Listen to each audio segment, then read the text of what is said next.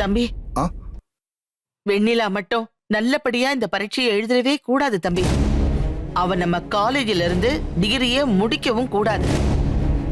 நம்ம காலேஜ் மட்டும் இல்ல தம்பி, காப்பி அடிச்சா விட்டு அடிச்சான்னு முத்திரை குத்தி விட்டு வேற எந்த காலேஜிலையும் அவ அந்த படிப்பை தொடர முடியாத அளவுக்கு செய்யணும். அவளை கலெக்டர் ஆக்கி காட்டுவேன்னு அந்த சூர்யா நம்ம கிட்ட சவால் விட்டான்ல, அது மட்டும் நடக்கவே கூடாது. அவளுக்கு சலாம் போட வைப்பேன்லாம் சொன்னான்ல, அதையெல்லாம் மனசுல வச்சுக்கிட்டு தயவு செஞ்சு கவனமா இருங்க.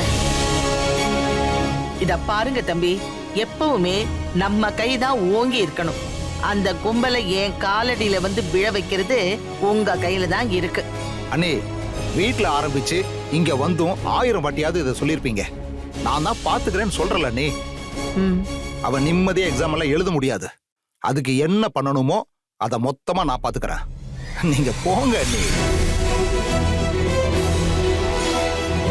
சரி தம்பி, ஸ்டூடெண்ட்ஸ் எல்லாம் வர ஆரம்பிச்சிட்டாங்க. நான் ரூமுக்கு போறேன். சரி அண்ணே, நீங்க போங்க.